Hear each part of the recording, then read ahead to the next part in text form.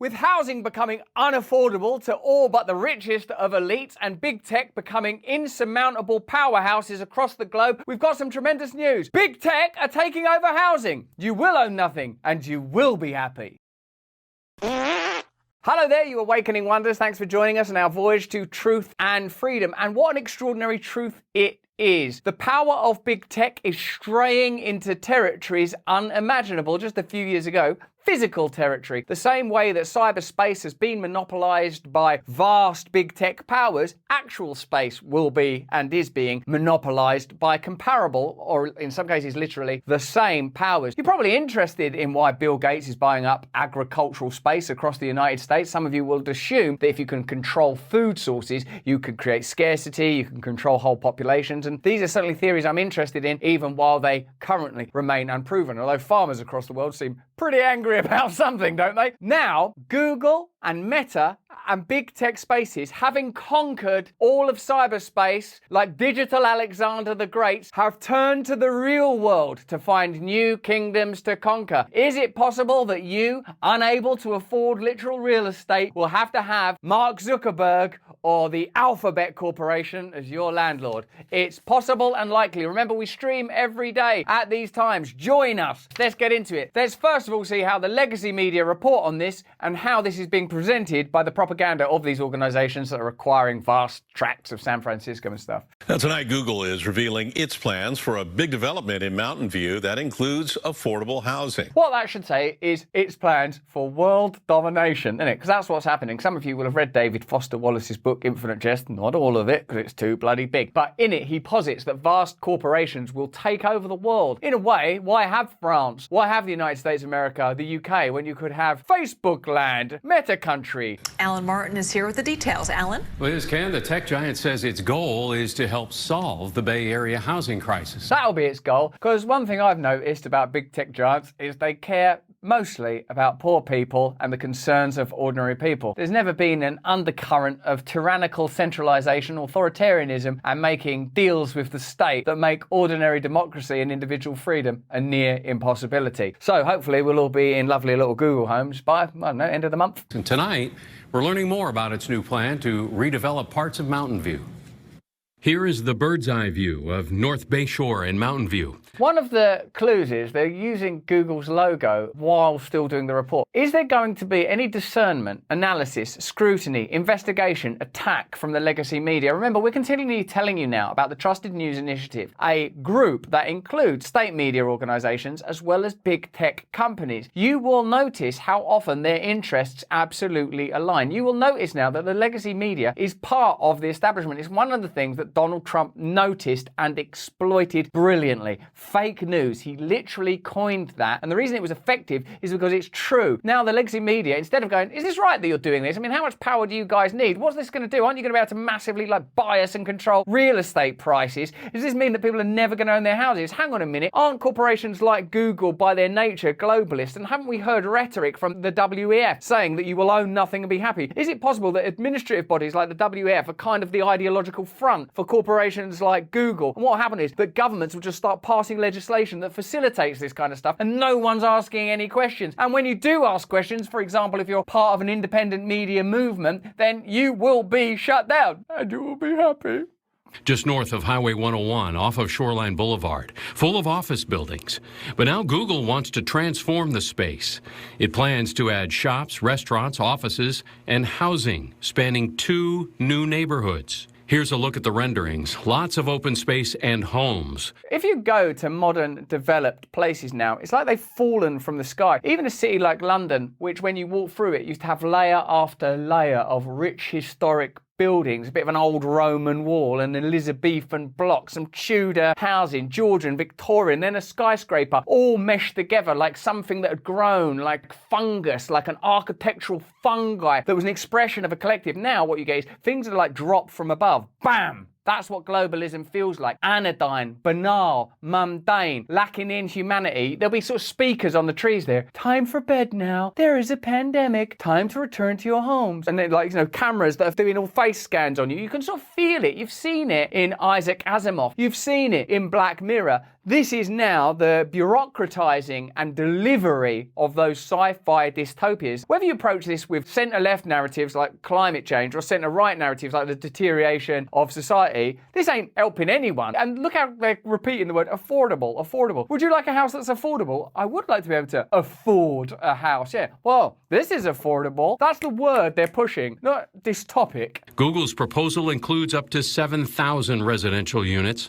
About 20% of them would be affordable housing. It's cool, man. I guess just... It's cool, man. I've come on here to sort of make it like a piece of San Francisco news. I could be Dave Grohl. The legacy media just sort of casts people, trots us out to advocate for their perspective. Just get someone like that you feel represents that community and get them to say something that's positive about it. So the reality we interact with is not actual reality. You're not interacting with whatever maneuvers have been made with the state or with local authorities to get some special deal to build this. All of the things that will have happened behind the scenes to make this profitable and unownable and to ensure that power migrates further upwards, as happened in the pandemic period, as has been happening in the last 20, 50 years, you tell me in the chat. The legacy media presents this story as entirely positive, doesn't offer any questions, any interrogation, any doubt, any discernment. It's possible that you would have a legacy media that would go, listen, we're a bit concerned about this. This Google housing project looks a bit worrying. Does this seem right to you? Haven't they got a bunch of deals with the government, like around surveillance and data capture? Do you want them to have more power? How much money do they spend on lobbying? How many donations do they give to the Democrat Party and the Republican Party? Actually, this isn't right. If we're ever going to have the America proposed in the Constitution, these are the very kind of projects that we're going to have to oppose. Put aside your cultural war values for a second and see that you are facing a titan. And if you don't bind together and face that titan, you will be, some might argue quite rightly, crushed by it because we weren't able to awaken. Quick, wake up! Giving more housing opportunities to people, that's important. There's no doubt that the need is immediate for affordable housing. The city says it's working with Google on the new plan. Better believe the local authorities are working with Google on it, but they're not going to oppose them, are they? How that is implemented is really going to be something that we as a council are going to be discussing next month in March and really digging into what those details are. Really just finding ways to present this so there can be no opposition. Back in 2019, Google announced a $1 billion investment in housing across the Bay Area by repurposing its own land. That's not investing in housing, is it? Repurposing your own land. That's an investment in your own portfolio, in your own projects of profiteering, isn't it? That's not like, how the hell can we help the people of the world? Think how far away we've moved from what indigenous cultures might have once existed there. And one day, perhaps Google will repurpose this land. Oh! It already has other development projects in the works, including 80 acres west of downtown San Jose. Do you know the way to San Jose? Google map it, then Google live in it, then Google fuck off to your Google grave. In a statement, Google's development director says in part, we're committed to helping our hometown communities recover from the pandemic. Oh, yeah, no, that is, you are so committed to that pandemic that you exploited, profited from, censored true information about. Thanks for all of your help. We're looking forward to continuing to work with the city and community on the next steps. Just live in an illusion. That piece of language is deceptive. The way that it's reported is deceptive. The entire claim being made about the project is deceptive. The economic system that undergirds it is deceptive, telling you things like it'll all trickle down, it'll all be distributed. The rhetoric exchanged about it in news media and in Congress, Senate, or whatever political spheres you hear it discussed in. We've got to move to the left. We better move to the right. All of it is a total and absolute illusion. It's almost impossible to remember. You are in infinite space right now. You have an aspect of consciousness within you that's sort of still some sort of weird miracle or mystery, and it's possible to imagine new realities if you're willing to overcome your own obstacles to progress. It's extraordinary that we're willing and satisfied to live in some pixelated version of reality that doesn't allow us to be free. That was all very complicated and existential. Why don't we trust Google to give us a version of reality that's got a lot less questions in it? Music, optimism, hopeful, right? Silicon Valley has been the cradle of this sort of series of innovations that over the last decades have propelled technology and world economy. I've already got some questions. Sometimes I do marvel at the miracle of tech. Of course I do. There are sort of meditations and connections and sort of miracles of culture all over your phone. But those things are inadvertent side effects of its actual function, which is to control you, sell you stuff, prevent you gaining access to information that might activate you, further centralize already centralized authority structures, advance globalist projects, create dissent, disruption, and opposition amongst ordinary populations. Big tech is not working towards solutions at all. It's working towards power. You know, when they say, we decided to repurpose this land to help poor people. If you want to help poor people, society wouldn't look like this. If you wanted fairness and equality and freedom of expression, society wouldn't look like this. Look, my first suspicions in the pandemic period were not based on data. They were based on intuition. They were based on, hold on a minute, do we care about the sanctity of human life though? Do we always put the most vulnerable people to the forefront of our minds? That doesn't seem like the world that we've been living in. That was just a quiet question at the beginning, but that question grew louder and louder, and in the end became just a statement of fact as things progressed. And using that attitude, that perspective, you can sort of analyze all news. In fact, that is what we do on this channel. But all of the resources, all of the intelligence has been invested into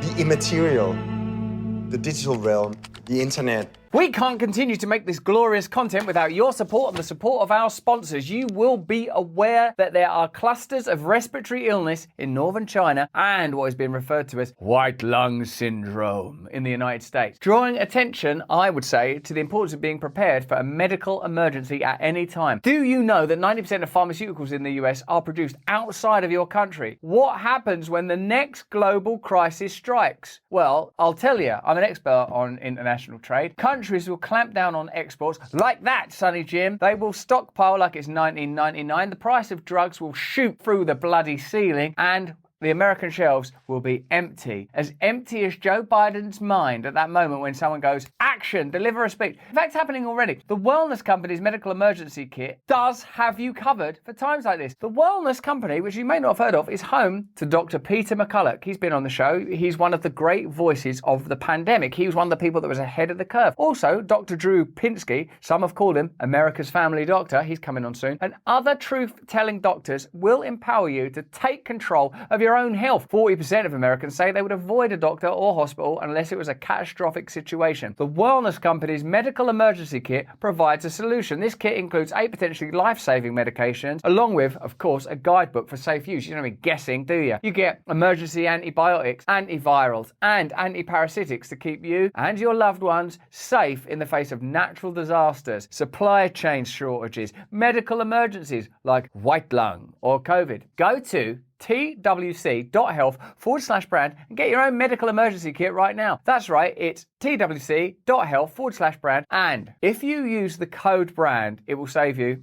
10% right at the checkout. Isn't that amazing? Don't wait till it's too late. Take control of your health right now with the Wellness Company's medical emergency kit. Now let's get back into this, shall we? We have an opportunity to build new buildings, which is nothing unique, which people do every day all over the world. But what we've tried to do is take a step back and say, how do buildings work with nature?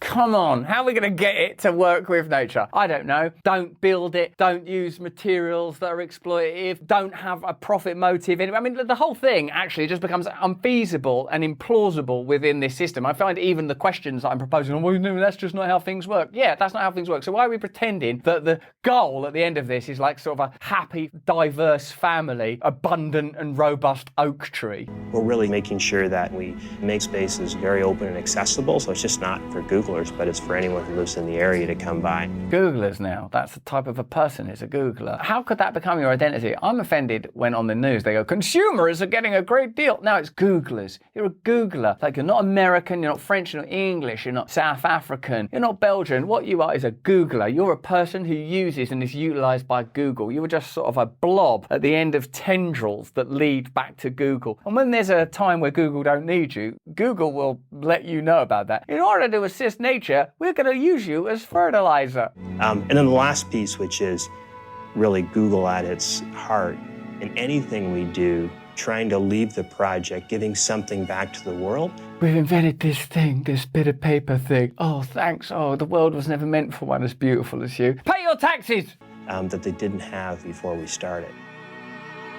I'm familiar with Buckminster Fuller. I know that there are no right angles in nature. I'm aware of intuitive, natural, biological design. I'm aware that we could be living in a different world. In fact, as with politics, what's most offensive is that there is so much that's spoken that's actually true. It's not that we need new ideas, it's just that we need to use the ones we already have. The Magna Carta in this country enshrining the rights of the individual. Constitution in your country, full of amazing ideas. Like, can we get round that in some way? Yeah, you could get round it this way. And what they're doing now is like, can we use the kind of general aesthetic of, let's call it wokeness for want of a better term, to present Google moving into the acquisition of land and the development of real estate and make it look like we're doing everyone a massive favour? Yeah, we could. Just like, you know, look, I got this thing. I know them things at school. Who will marry? Yes, it be. Google owns your house now. Oh, shit. Can I try a different one? But all of these have got Google owns your house now under. No, that one's Mark Zuckerberg. That one's even worse. Yeah, stick with the Google one. Let's check this rather more discerning piece of journalism. The typical US home value at the beginning of 2020 was about $230,000 according to Zillow data. Today it's shot up to more than $330,000. All told, as of 2022, median home prices and rents in America hit all-time highs. This is great for those who already own, as their property values continue to soar. But for many Americans, little is left over for the rising cost of everything else like food and healthcare, let alone to save for a house. Who's to say you even need food or healthcare?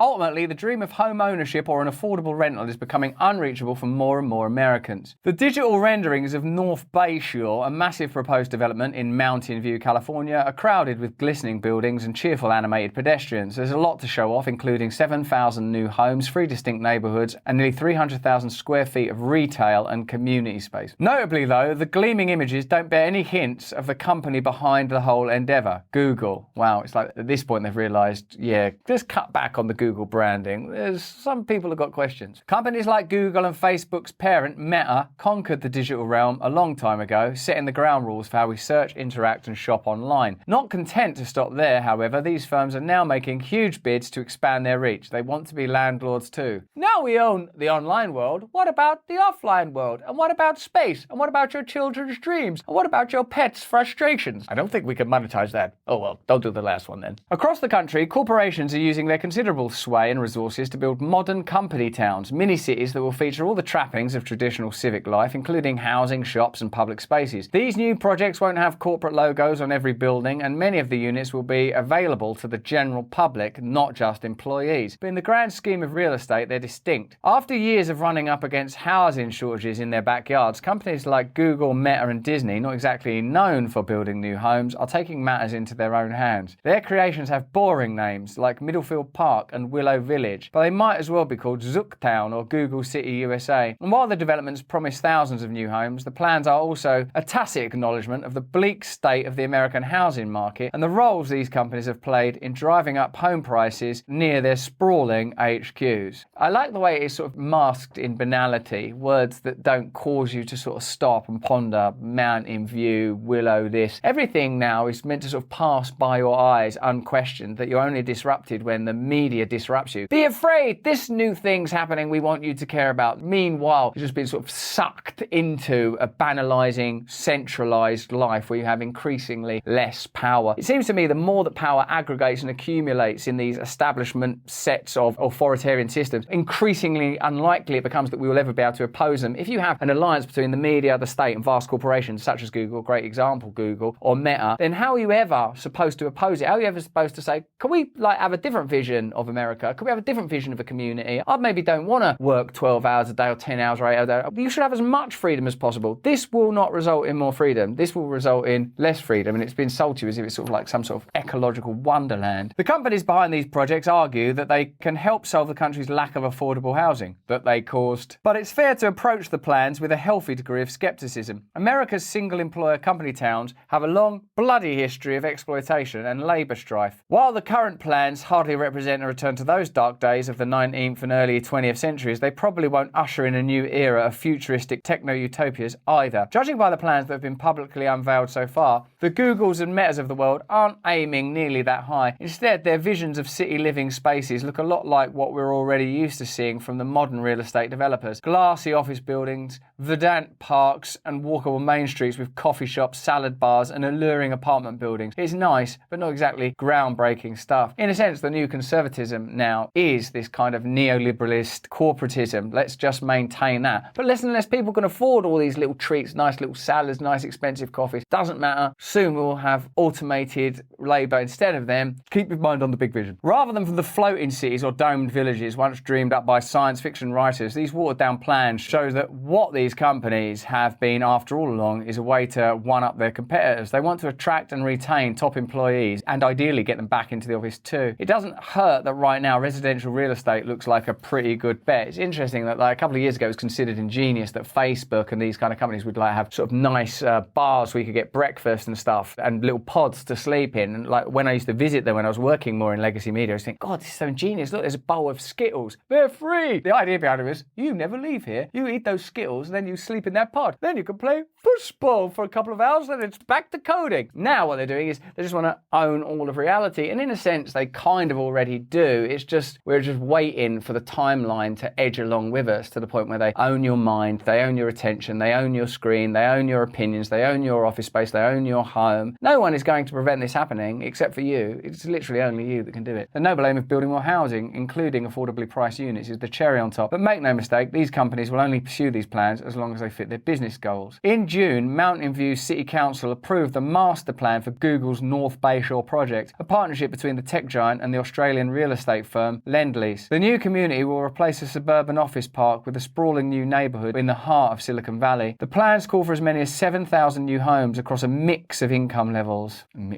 As well as parks, restaurants, shops, and more than 3 million square feet of office space on 153 acres. Roughly 15% of those units will be priced below market rate, although the city hasn't settled upon the exact income thresholds that will determine who can apply for the units. So 15% of these properties will be below market rate. This is the fact of the matter. That's not very many, is it? 15%. And look, they've not established any income threshold that will determine who can apply for the unit. That means that essentially they could sell below market rate properties to people that it's expedient to sell those properties to, perhaps because they work at Google or whatever. So while it's using the kind of face of we're helping people, in reality it's not making any commitment. Do you notice how in our techno dictatorship, how common the lack of definition around language crops up? Hate, what is hate? Whatever we say it is. 15%, what is 15%? Whatever we say it is. What is affordable? Whatever we say it is. Do you see? That's how tyranny works now. They're not going to come with like a gun and a bayonet and force you. This is your new lovely apartment. There's a salad bar over there. You don't even know you're not free anymore. That's what's terrifying about it. Mountain View also greenlighted the master plan for Middlefield Park, another Google development that proposes to tear down existing office and industrial buildings and construct nearly 2,000 new housing units, as well as more office and retail spaces. How can any local authority body oppose a Goliath, a gargantuan company of this nature? Think of the type of relationships that exist. Remember that content we did where Fauci did an interview with the BBC? Dr. Fauci, how are you? Look at how entrenched and interwoven these interests are. They're just there to facilitate now. That's what the state at the level of a whole nation or a local authority does. It facilitates the interests of the powerful. Then the legacy media tells you that that's not what they're doing. They're helping you. You're going to get an affordable house. 15% of you are. What do you mean affordable? I'll tell you later. Is that a real commitment?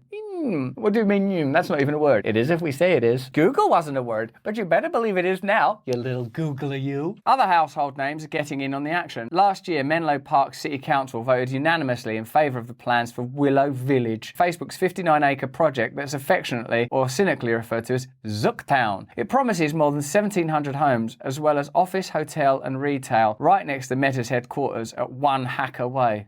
Ugh. Walt Disney World also plans to break ground next year on 1,400 affordable housing units across 80 acres, a few miles from its flagship theme park in Florida, the company said in the spring. Remember once more that philosophical point that we make sometimes. I think it was Baudrillard that said the fact that Disneyland is in America distracts you from the fact that America is Disneyland, that the whole thing is in fact a corporate project, that it's not visible. Remember how in the pandemic things became visible to you, or us I suppose, that we hadn't seen before. Hang on a minute, the media is just supporting this back. Wait a minute, they're censoring true information. Hey, the deep state are involved in this. Whoa, the media. Hey, this is happening everywhere. It just becomes more pronounced when you look at it in microcosm. This can't be Disneyland. That's Disneyland. The whole world can't belong to Google. That bit belongs to Google. The whole thing belongs to Google. This just provides you with some context. Nearby, the competing resort company Universal is also building 1,000 affordable apartments. It's interesting actually because what we're seeing is a type of decentralization like Universal Land, Disneyland, Google World and Meta Park or whatever. whatever. And I sort of think this is the corporatized version of what might work nicely, actually. Like, imagine if it wasn't sort of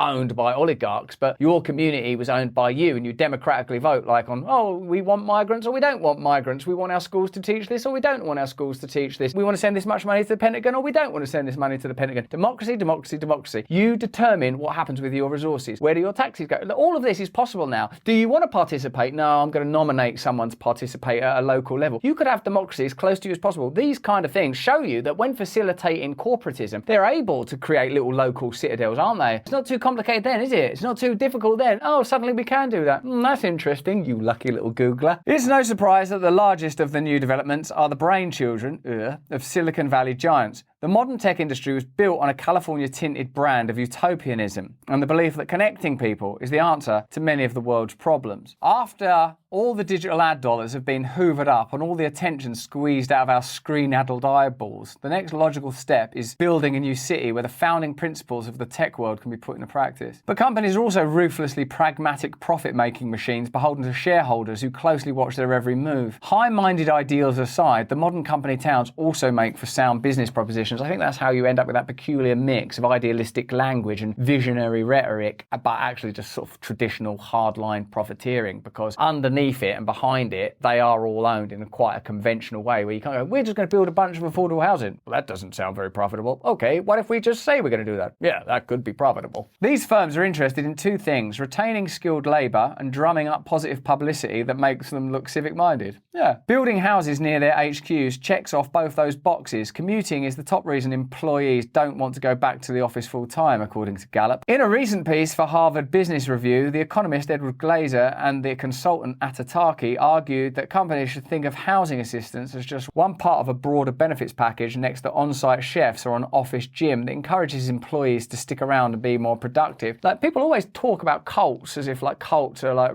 terrifying and a bad thing, but this is a type of cult. It's just a cult that's so sort of mundane and banal and called such boring things and is based on materialism and rationalism, so you don't notice that you're in a cult already. If a cult goes, hey, why don't we detach from all this because we're going to die anyway and love's the most important thing in all our lives, you maniacs, we got you a chef. You could stay at work all day. Okay, but what about love? What about love, you crazy little Googler? The company towns of the 19th and 20th centuries also bore some of that utopian flavour, at least in theory. In many cases, company towns were a practical response to the need for housing near factories or lumber mills, which were typically located in barren locations without the kind of amenities that would keep workers happy, like churches or libraries. But the idea of a place dominated by a single corporation, where your boss not only owns your home but also runs your church and your kids' schools and sells you everything you need at the company's store, was always a fraught proposition. In many company towns, the corporations used the setup to maintain their social control, threatening disgruntled workers with eviction from company housing if they went on strike. When your company is your entire world, the stakes are infinitely higher. That's why globalism is a bad thing. That's why social credit scores are a bad thing. That's why digital ID is a bad thing. That's why being able to debank people is a bad thing. Learning how on a global scale to do something that's been proven to be bad at a local feudal level. Given the history of company-built housing, it's fair to wonder which way the new iterations will lean. Towards the idealised version of cheaper housing and prized amenities, or a more dystopian outcome in which we will become more reliant on companies that have already infiltrated every aspect of our lives. Let me see which way the wind's blowing.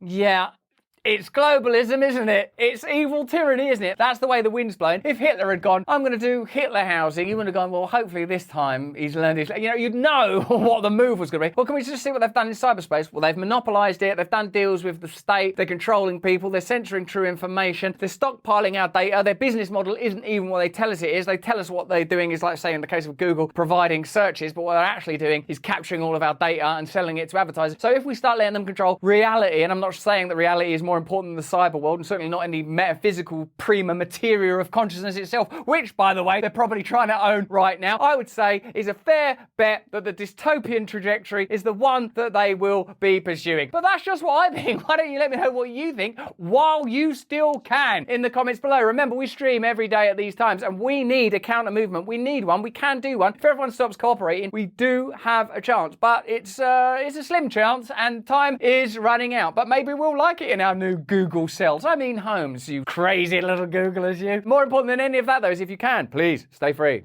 Hey, thanks for watching. If you want to see more uncensored content where free speech can flourish, join our live stream. Click the link right here to watch the next video if you want to, or become a member of a growing movement. Download the Rumble app and you'll be informed every time we make a new piece of content. Stay free.